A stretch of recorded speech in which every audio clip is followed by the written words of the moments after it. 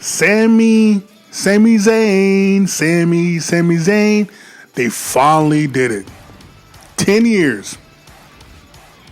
Well, technically, it's been more than 10 years. He was in the company in NXT. El Generico is your WWE champion. Well deserved. I ain't gonna hold you. I cried tears of joy. Like, I didn't think I was gonna get emotional because I was half watching it because I was just like, let me see what they're gonna do while I was watching the PLE through legal or illegal means. And I'm like, let's see what they do. And he actually had Sami win and went clean and pinned the champion. So now there is no excuse. There is no excuse for Cody to be mad. I know Gunther's mad, but it's whatever. But they actually put him over in Saudi.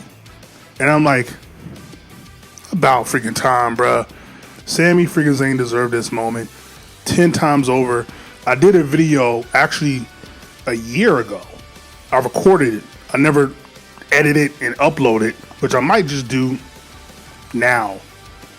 Where I said the time Sami Zayn should have been champion. There's so many times you could have had him win, and they refused to pull the trigger, which I'm going to complain later in the video. So let me get all the positive thoughts out now. I'm just happy that he finally won.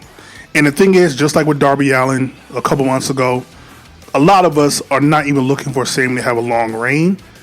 We're just happy that he finally did it. There's something about becoming world champion, even though this is the same company that gave Jinder Mahal a title reign, Jack Swagger a title reign, Vince McMahon a title reign. Like, there are a few people that have held that title that doesn't mean a goddamn thing. But like, they finally gave him a title reign. He won it in Saudi, which I'm like, I don't know what it took y'all so long to finally do that. I would have thought for sure they would have did that years ago. But he finally wins it in Saudi. He gets his moment in front of his people. And again, I love that he actually pinned Cody, didn't pin Gunther. And the last real good guy. What was so interesting about Sami is the reason why people turn on him. I never really turned on him. I just got like, come on, just please do something with him. That was my thing. Like, I just want there to be a direction for this guy.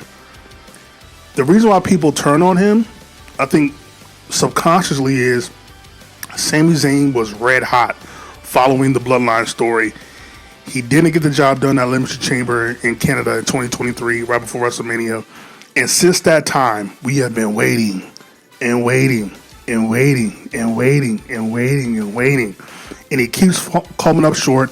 He talks about, I'm this underdog. I'm like, bro, you're a 10 plus year vet in WWE. You're a 20 plus year vet in wrestling. You are not a underdog. You have beaten the best of the best, bro.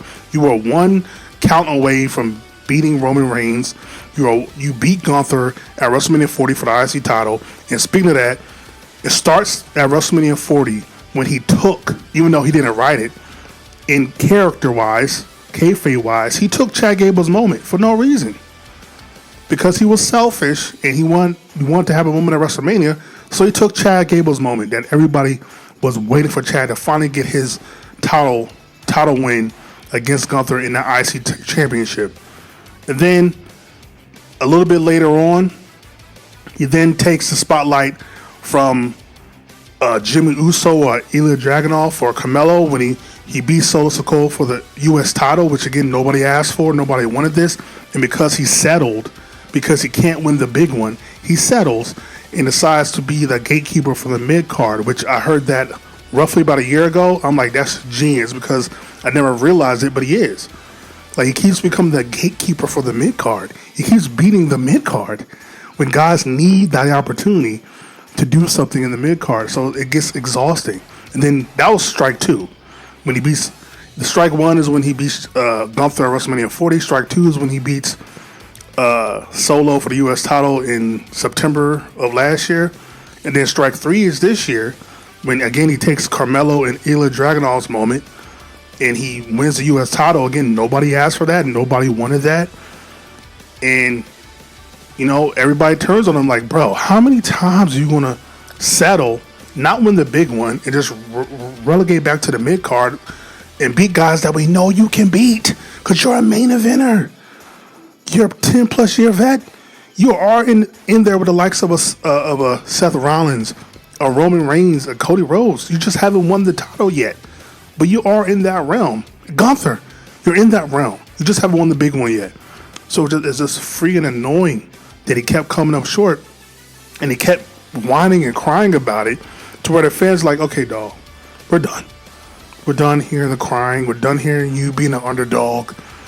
Like, it's the exact opposite of LA Knight. LA Knight has yet to win.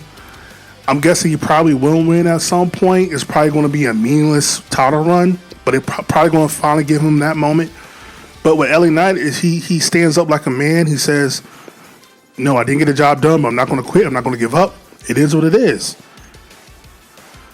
Sami doesn't do that. He cries. He talks about, man, I deserve to have it. It's like, oh, come on, Sami, you better than this, bro. I've been watching you since ROH, bro. Like, what are we doing? But again, it's how they write him. But it's so funny, the fans turn on him, and in the U.S., he's a heel, and outside the U.S., he's a babyface, just like Bret Hart in '97. It's like, wow, I didn't know it was possible you can actually redo that again. It's been 30 years, but yeah, so Sami finally, and I'm glad, again, I'm keep saying, I'm glad he finally wins the big one. He finishes his story. He's a world champion. And again, I don't think anybody cares about how long the title reign is.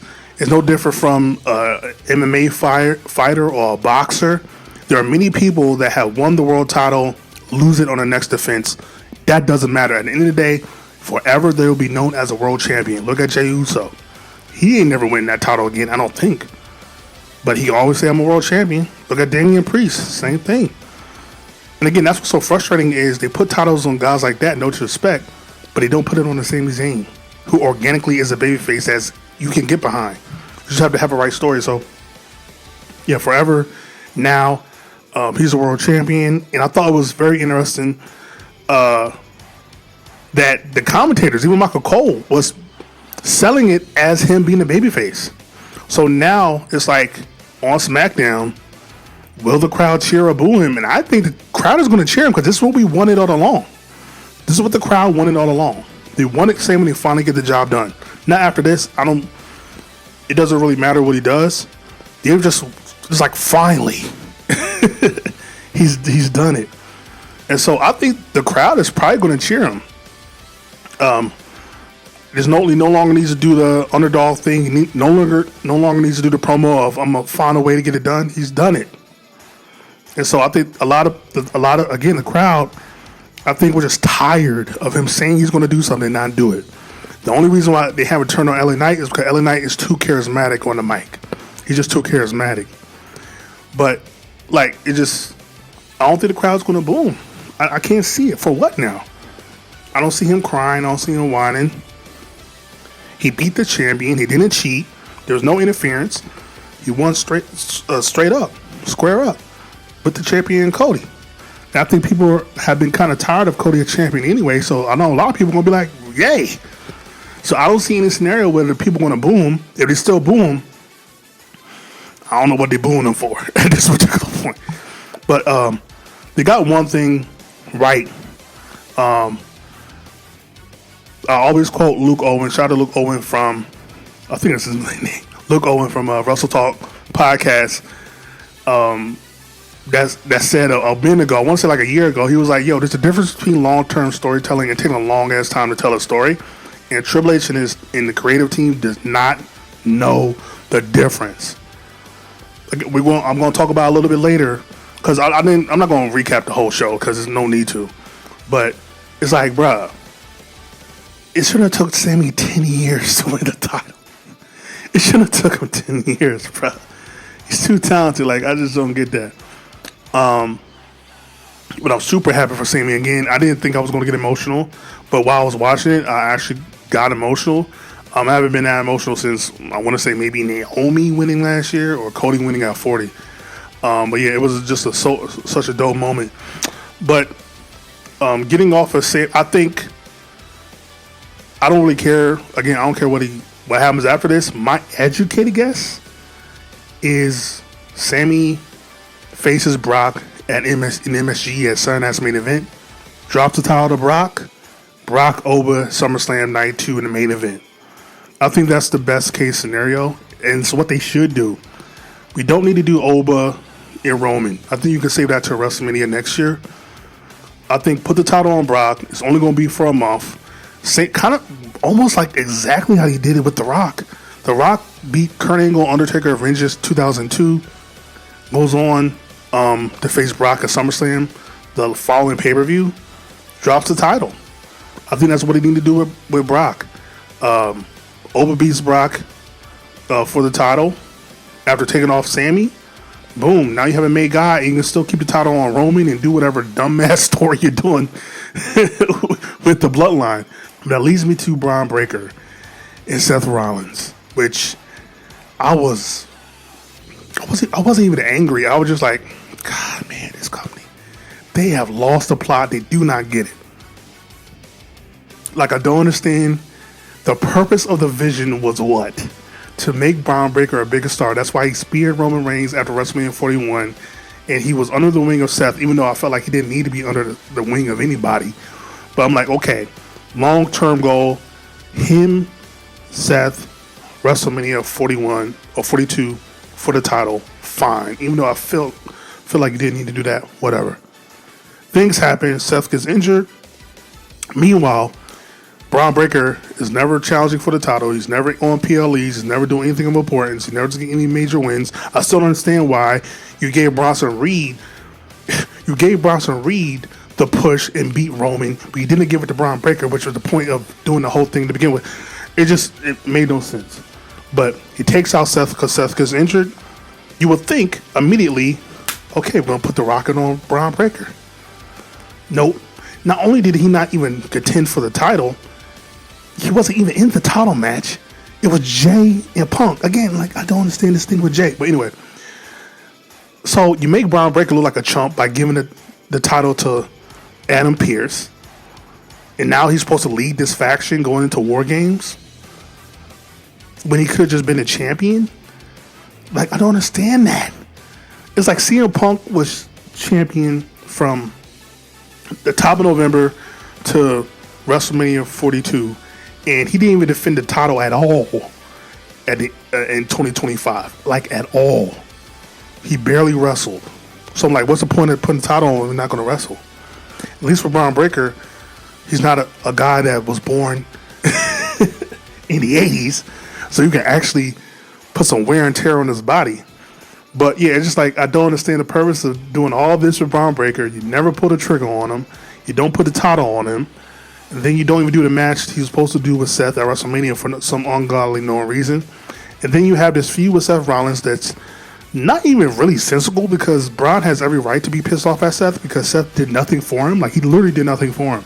So what is Seth even mad about? So, but now you do this feud and steel cage match, which I thought was really good. I thought really, really, really, really good. But it all leads to putting over Seth. I'm like, why? It reminds me so much of Randy Orton at in 2004. Like, you have him beat Benoit to win the title only to drop to Triple H. When I believe the goal was not Batista Triple H, it was Randy Orton Triple H at WrestleMania 21. But after beating Randy Orton the way he did in a month, you kind of, his stock went down. And also, he wasn't a natural babyface. He's a natural heel. But still, it's just like, what was the purpose of that? And so now we're beating Bron Breakker when he should be a main eventer now. And it's the typical WWE, like, ongoing hamster wheel of, we won't pull the trigger because it's not time yet. We won't pull the trigger because it's not time yet. We won't pull the trigger because it's not time yet. We're waiting for the right time, waiting for the right time, waiting for the right time. And the time never comes. And then you're looking 6, 7, a year down the line, 6, 7 months down the line, a year down the line, of like, man, I'm looking at this roster and there's not enough main eventers. I wonder why, because you're not pulling the trigger on anybody. Like, you refuse to pull the trigger on guys. So now, unless you're the select few, like a Seth, a Roman, a Cody, a Gunther, a Brock, nobody feels like a top guy.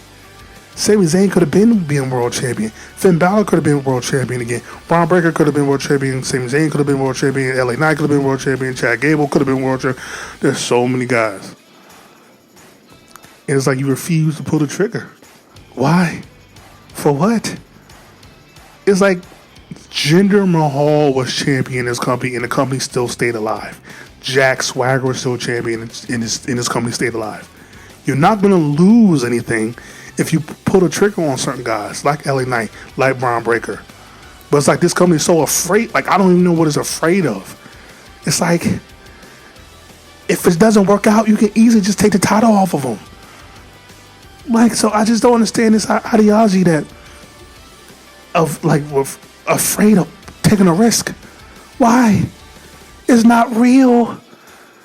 See what you have in a guy, and if they work out, great. We now have a new top guy, a merch seller, a ticket seller, someone that gets ratings. You can put on TV shows, and if it don't work out, hey, we tried.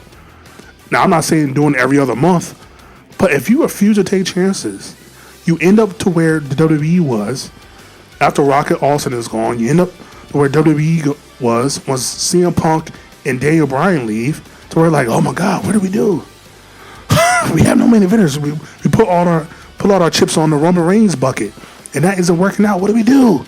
I guess we got to put the title back on Brock. I just don't understand like why you can't book to have multiple main eventers.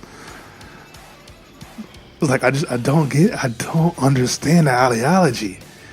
Because when Roman Reigns take a vacation, Seth Rollins gets hurt, what are you going to do then? CM Punk's not going to be around forever. Cody Rhodes isn't going to be around forever. You need to think about your future now. I just don't understand the beating Bron Breakker in this feud. And I understand it's like, well, Seth and Roman is going to be a big time match at SummerSlam. Yeah, it also was that a decade ago. I don't get it, bruh. I don't get why. Like, what was the purpose of all this? You heat up Bron to heat him back down. You heat up Bron to heat him back down. You heat up Bron to heat him back down. I don't get it, bruh. I don't understand it. It's not this difficult. He's easily a top guy. You gave him Paul Heyman. He doesn't even need to talk for real. It's like, and he has natural charisma, and he could talk. He's a Steiner. Like, just pull the trigger on him. So, and that's why I don't get invested. I'm happy for Sami Zayn, but I'm like, I don't give a fuck about what they do. Like, I'm not excited. I'm not going to be tuning in because I know they're going to screw it up. They have proven time and time again they are either lazy or they don't care. I think I might have said this before. I feel like the people that are in charge right now in terms of creative and booking are currently at a job that they don't really care to be at anymore, but they love the money, so they keep going to the job, even though they have no soul, they have no ambition, they have no will to do better. The salary's already set, they have no incentives, so they're just working. So that's why we get the same match again and again like we did in the Vince McMahon era. We get the same guys in the top of the card. And then you might have a shining light like a Oba come around once in the blue moon. They're like, oh, well, I guess we push this guy. But then, who does he face? Anybody thinking about that? If you book him so strong, he beats Brock Lesnar, who does he face? He needs someone to face. So that's why it would benefit to have a Bronson Reed or a Bron Breakker or LA Knight or a Sami Zayn or someone in that realm to compete with a Gunther. But if you keep beating all those guys and making them irrelevant and have bad stories, you're not gonna have anybody to compete with. But it is what it is. But yeah, shout out to Sami Zayn. Happy for him. At least he got this moment. It took too damn long, but at least he finally did it. He did it in Saudi Arabia. Happy for him. So for all the fans, just enjoy this in the moment. Don't think about fantasy booking. Don't think about what is he going to do. Just enjoy it, because I promise you, it will not last long. it will be gone. Like that. So just enjoy this moment. Enjoy the ride. What did Trip say to us fans? Just have fun. Just have fun with it while you can. Because I'm pretty sure it won't. It's going to be a very short ride. But yeah, shout out to Sami Zayn. Well deserved. The last real good guy.